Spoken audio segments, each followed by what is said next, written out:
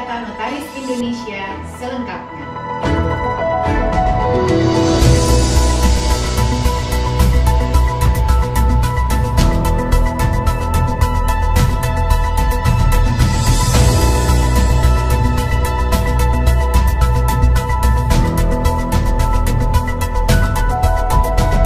Pada hari ini, Selasa 23 Juni 2020, Mahkamah Konstitusi baru saja membacakan perkara tentang pengujian material Pasal 66 Undang-Undang Nomor 2 Tahun 2014 tentang Jabatan Notaris. Baik, terima kasih. Tentunya syukur alhamdulillah ya, hari ini keputusannya bagus buat Ikatan Notaris Indonesia. Mengingat juga sudah beberapa kali memang pasal 66 UJN itu diajukan uji materialnya. Tapi yang perlu dipahami, mungkin nanti detail ke Pak Agung sebagai Ketua Bidang Perlindungan Anggota. Detailnya adalah, sebenarnya notaris ini kan merupakan lembaga negara. Oleh karena itu kan kita mempunyai hak untuk menggunakan lambang negara, karena kita diangkat oleh negara. Diangkat oleh negara untuk membuat akte otentik terkait dengan perlindungan kepada masyarakat dan juga kepada negara. Jadi sebetulnya pasal 66 UJN itu dibuatkan juga untuk melindungi akte-akte yang dibuat oleh notaris, ya. Karena itu juga merupakan, tadi saya sampaikan, merupakan protokol dari notaris yang merupakan arsip negara yang memang harus dilindungi, dijaga oleh notaris sebagai penugasan dari negara. Jadi saya rasa hal tersebut tentunya sudah cukup jelas bahwa tidak ada hak istimewa buat notaris itu untuk mendapatkan perlindungan apabila notaris memang melakukan suatu kesalahan. Karena sejauh ini, nanti Pak Agung juga akan jelaskan, sejauh ini namanya MKN kan juga dari 3 unsur, bukan hanya notaris, ya kan, tapi juga dari akademisi, dari pemerintah. Kadang-kadang juga ada unsur kepolisian, ada unsur kejaksaan juga di situ. Jadi artinya betul-betul MKN itu berusaha semaksimal mungkin bagaimana memberikan kebenaran, artinya memberikan bukan perlindungan, tapi memberikan fakta-fakta yang ada untuk meluruskan permasalahan yang ada. Jadi bukan berarti, tadi sekali lagi bukan berarti itu adalah suatu bentuk perlindungan dari notaris. Dan kalau dengan penyidik sendiri, kita sudah mempunyai MOU dengan kepolisian, dan ini alhamdulillah sudah banyak sudah banyak memberikan pencerahan baik buat kami dan juga buat kepolisian kami, karena kami sama-sama berbagi ilmu di situ.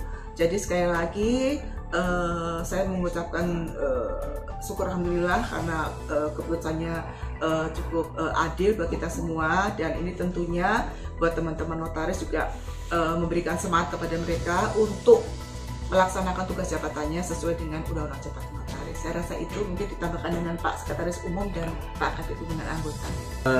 Pertama-tama kita ucapkan syukur alhamdulillah bahwa tegaknya UUJN tetap. Saat sekarang ini sudah 3 kali UUJN itu digoyang, khususnya di pasal 66.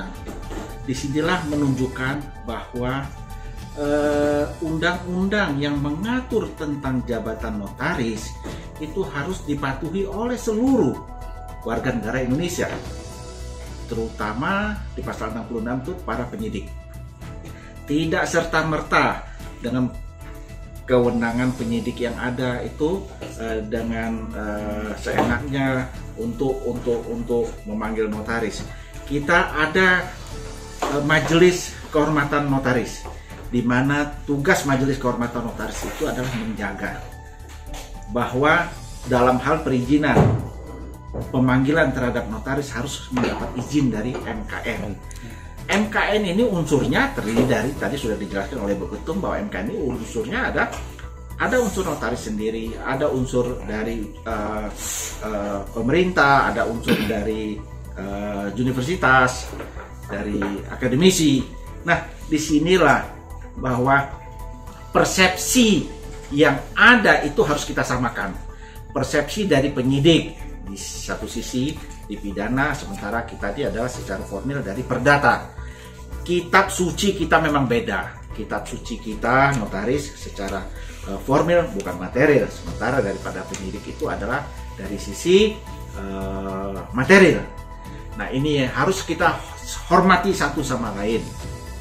Nah, dalam hal ini juga kami minta juga kepada seluruh notaris seluruh Indonesia bahwa dengan jabatan yang diberikan oleh pemerintah, selayaknya lah dalam hal bertindak sebagai seorang pejabat, ya.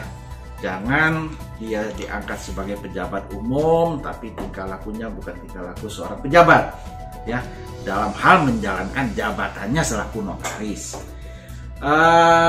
Selain daripada itu juga kepada teman-teman juga ingat, apapun yang Anda perbuat, akte-akte yang diberikan kewenangan oleh undang-undang untuk membuat akte itu akan dipertanggungjawabkan, akan diminta pertanggungjawab, baik itu di penyidikan, di pengadilan, sampai tingkat misalnya sampai di tingkat di pengadilan. Nah, dalam hal ini saya minta kepada teman-teman ketentuan-ketentuan, aturan-aturan yang ada tetap harus kita jalankan. Jangan sekali-sekali mencoba-coba untuk melanggar. Jangan sekali-sekali. Karena situasi kondisi saat sekarang ini, kenapa lihat kondisi saat sekarang ini sepertinya notaris itu diobok-obok terus, diobok-obok oleh para penyidik. Notaris nggak benar, dia buat tidak sesuai. Kembali lagi ke pasal 16, notaris itu harus jujur, seksama. Nah, penyidik ini menganggap bahwa memang ada 1-2 orang teman-teman kita, 1-2 orang teman-teman kita yang melakukan hal-hal yang di luar kepatutan dalam hal pembuatan akte. Oknum, sehingga akan membuat para penyidik itu menganggap hampir menyamaratakan itu jangan sampai begitu. Ya. Nah, saya minta kepada teman-teman juga, ya, sekali lagi ini suatu kebanggaan bagi kita, suatu dengan pengujian uji material pada hari ini bahwa Undang-Undang UJN pasal 6 khususnya pasal 66 tetap dipertahankan karena sesuai dengan aturan yang ada, dan ini sudah 3 kali dicoba untuk dibatalkan, 3 kali loh. Tapi alhamdulillah sekarang tetap bahwa teman-teman kita minta untuk tetap sesuai dengan aturan dalam hal menjalankan jabatan. Penjelasan lebih detail mengenai pasal-pasal yang ada di dalam gugatan itu mungkin Pak Agung akan menjelaskan. Saya rasa itu saja, Pak. Harus dibedakan dulu satu permasalahan hukum atau kasus yang dialami notaris. Ketika notarisnya dia melakukan satu tindak pidana karena bukan jabatannya, maka KUHP akan berlaku secara universal. Artinya bahwa karena kejahatan yang dilakukan di luar jabatannya, maka bisa dilakukan pemeriksaan langsung oleh pihak penyidik dalam kasus tersebut. Akan tetapi perlu dipahami, jika notaris dalam menjalankan jabatannya ada prosesnya. Ingat, notaris berdasarkan pasal 1 ayat 1 UUJ adalah pejabat umum yang diberi kewenangan oleh negara untuk menjalankan sebagian kewenangan negara, yaitu di bidang keperdataan untuk membuat akta otentik, yang artinya bagaimana bisa memberikan kepastian hukum dan menjamin kepastian hukum para pihak yang membuat. Nah, jika konteksnya karena jabatannya, maka ada mekanismenya, yaitu melalui pemeriksaan majelis kehormatan. Jika memang ini terdapat unsur bahwa karena jabatannya pun, karena dia juga terlibat melakukan satu bentuk keterlibatan turut serta dalam pemalsuan, ya bisa saja dipidana, kenapa enggak? sepanjang itu bisa dibuktikan. Tetapi jika tidak bisa dibuktikan, maka tentunya kedudukan notaris ini harus ditempatkan pada posisi yang sebenarnya sebagai pejabat. Yang mekanismenya harus melalui majelis kehormatan. Ini mutlak karena pasal 66 sifatnya imperatif. Jika ini dilanggar, maka ada kecacatan hukum dalam satu pemeriksaan. Tapi kalau enggak, Mas, notaris mukul orang, notaris nipu orang, boleh tanpa majelis kehormatan karena pribadi. Tetapi konteks jabatannya harus ada penuh hukum. Undang-undang pasal 66. Nah, ini secara umum pembukaan. Nah, tentunya kan akan Mas tanyakan terkait dengan kasus yang hari ini kan. Kasus hari ini itu kan ini terutama notaris Indonesia hari ini mengucap syukur ya bahwa kedudukan dari pasal 66 itu tidak bertentangan dengan Undang-Undang Dasar. Keberadaan pasal 66 ini ayat 1 itu kan dilakukan permohonan uji terkait dengan judicial review oleh Persatuan Jaksa Indonesia atau PJI. Apa sih kemudian yang menjadi satu alasan kenapa sih dilakukan satu pengujian? Yang pertama, bahwa pasal 66 ini dinyatakan bertentangan dengan pasal 1 ayat 3 Undang-Undang Dasar. Yang kedua, bertentangan dengan pasal 27, bertentangan dengan pasal 28D ayat 1, dan bertentangan dengan pasal 28I. Nah, oleh karena maka diajukan uji. Dalam konteks kasus ini, karena dalam satu praktek terjadi bahwa jaksa sulit memeriksa notaris untuk melengkapi satu bukti yang akan digunakan untuk proses pelimpahan perkara di pengadilan. Nah, dari argumen yang disampaikan atau rumusan gugatan yang disampaikan oleh PJI ini, oleh Mahkamah Konstitusi telah dilakukan satu bentuk pemeriksaan yang pada akhirnya bahwa sebenarnya kedudukan pasal 66 ini memang harus ada, karena kalau pasal 66 ini nggak ada, maka kewajiban notaris untuk merahasiakan jabatan sudah nggak ada lagi. Ini kan kita untuk menjaga kerahasiaan dan kita untuk menjaga minuta kita, minuta yang terkaitan dengan kepentingan klien kita. Nah, ini maka harus dilakukan satu bentuk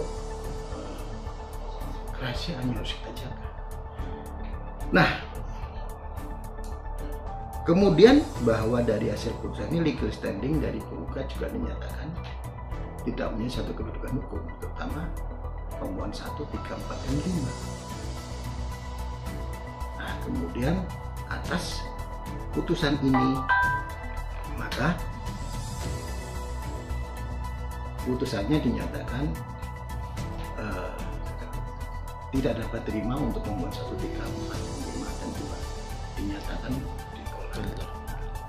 Saya pikir pertimbangannya sudah tepat. Nah, dengan putusan ini apa sih yang harus kita cermati dan harus kita pahami? Bahwa pasal 66 ini ya harus dipatuhi keberadaannya.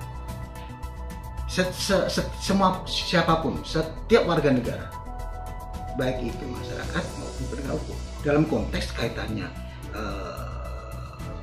pemeriksaan terhadap notaris yang berkaitan dengan jabatannya, ini mutlak. Artinya bagaimana ini bisa dipahami oleh setiap penyidik penuntut umum terkait dalam satu proses hukum notaris dalam menjalankan jabatannya ini dalam perkara pidana. Proses ini, Mas, sudah 3 kali dilakukan. Perkara 72 tahun 2014, perkara 22 tahun 2015, dan perkara yang sekarang 16 di 2020. bahwa pertimbangan majelis secara mutatis mutandis di gugatan nomor 22 tahun 2019 sama, sehingga tidak ada perlu lagi yang dilakukan satu pengujian lagi atas gugatan ini, karena pada prinsipnya sama pasal 27 dan 28, meskipun ada pasal tambahan pasal 3, tapi secara mutatis sama. Makanya kami mohon maaf bahwa majelis menyatakan sudah bisa mengagendakan untuk putusan meskipun belum ada tanggapan dari pemerintah maupun atas pengajuan ikatan notaris sebagai pihak terkait. Kami sudah mengajukan sebagai pihak terkait untuk menyampaikan tanggapan ini, dan kami konsultasikan ke sana, disampaikan bahwa atas pertimbangan dari perbaikan permohonan sudah bisa diagendakan untuk putusan. Nah, hari ini kita dengarkan ternyata bahwa dengan pertimbangannya ini objek yang dilakukan pengujian sama dengan yang terdahulu. Ya, jadi nggak ada satu objek yang harus dilakukan pengujian baru, tidak ada. Meskipun ada muatan materinya yang agak berbeda dengan yang dulu, tetapi bahwa dari pemeriksaan ini ternyata secara tadi sama, sehingga dinyatakan bahwa pasal 66 tidak bertentangan dengan apa yang diharapkan oleh pemerintah. Ya, mari kita sama-sama hormati, ini undang-undang yang berlaku secara menyeluruh untuk kaitannya dengan jabatan notaris. Ini penjelasan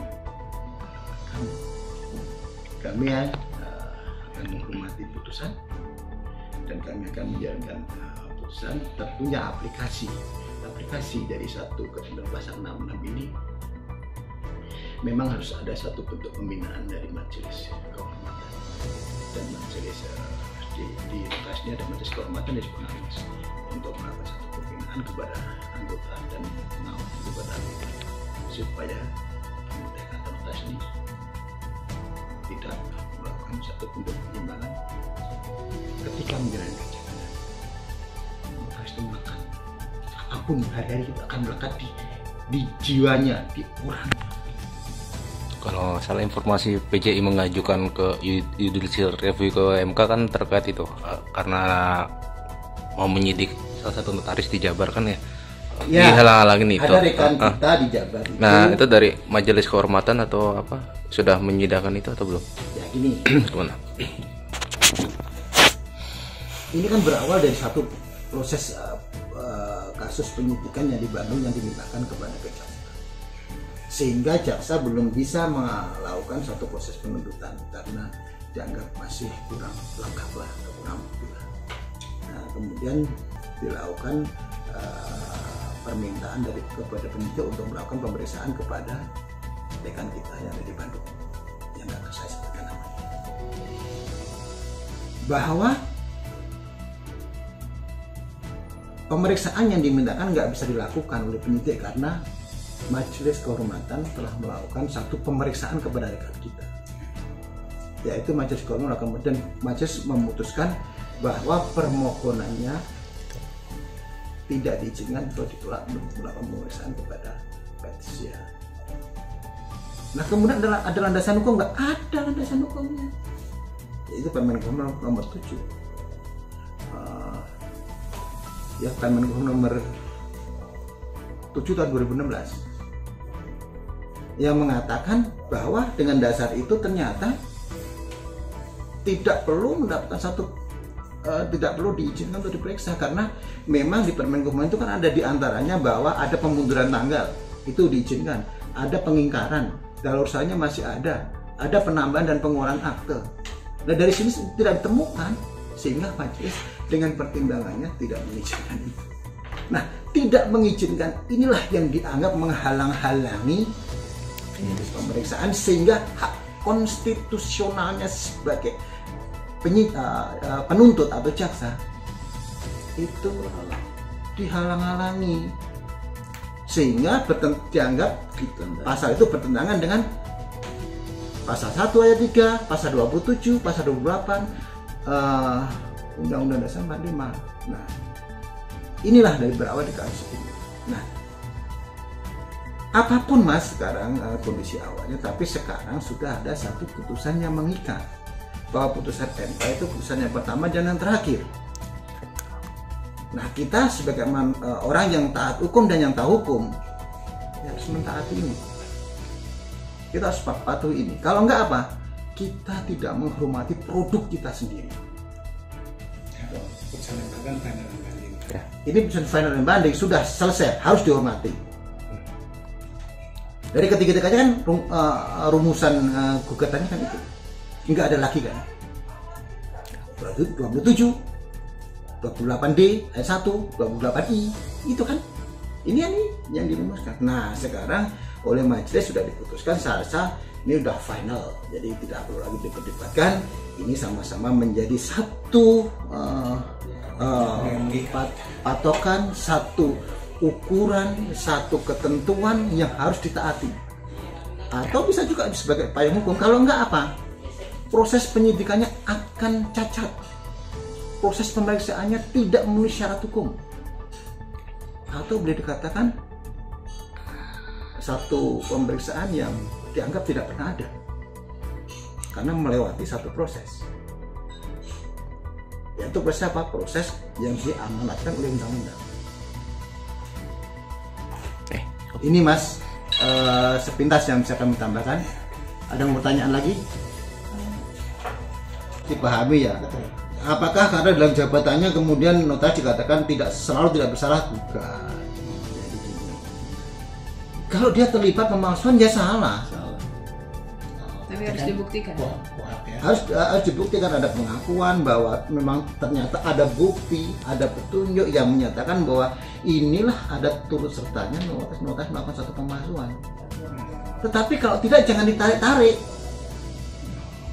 Artinya begini loh, ini loh saya membuat akte, Pak Notaris yang membuat akte boleh. Oh ya, Bapak mau buat akte apa? Oh ini baik, Bapak saya minta disiapkan satu dokumen Pak Syam kepada Bapak, aktenya apa? Saya membuat akte berdasarkan keterangan notaris, membuat akte berdasarkan keterangan yang disampaikan oleh pengadap dan data yang formal yang diberikan oleh pengadap. Kita buat apa adanya. Nah kalau ini kita terima, ya artinya kan bahwa kita cermat meneliti dokumen, kita telah seksama melakukan satu pembuatan akte berdasarkan keterangan yang disampaikan pengadap. Sekarang menjadi pertanyaan, kalau dokumen ini yang dikasihkan pengadap kepada notaris ternyata ini ada yang palsu, apakah ini kesalahan notaris? Para pihak. Kan para pihak yang memalsukan. Notaris nggak ada hak untuk mengecek dulu dokumennya. Notaris tidak diberi atau diwajibkan untuk meneliti data formal ini. Nanti kalau kita melakukan satu penelitian data formal ini, itu nanti kita bukan pejabat pembuat akte, sebagai orang investigator, meneliti dokumennya orang. Ini nggak diatur di UJF. Nah, tentang kewenangan, kewajiban dan larangan itu Undang-Undang Jabatan Pers jelas mengatur secara tegas pasal 15, pasal 16, pasal 17 mengenai kewenangan dan kewajibannya. Nah, kalau saya melakukan satu investigasi satu dokumen, ini pelanggaran terhadap jabatan Anda notaris kok melakukan proses ini. Kan itu. Siapa yang melakukan ini? Orang yang dirugikan, silakan kamu yang dirugikan lakukan penelitian indeks. Kan gitu. Tapi kami bukan, kami menciptakan alat bukti loh. Bukan mencari, menginvestigasi bukti. Ini harus dipahami dulu.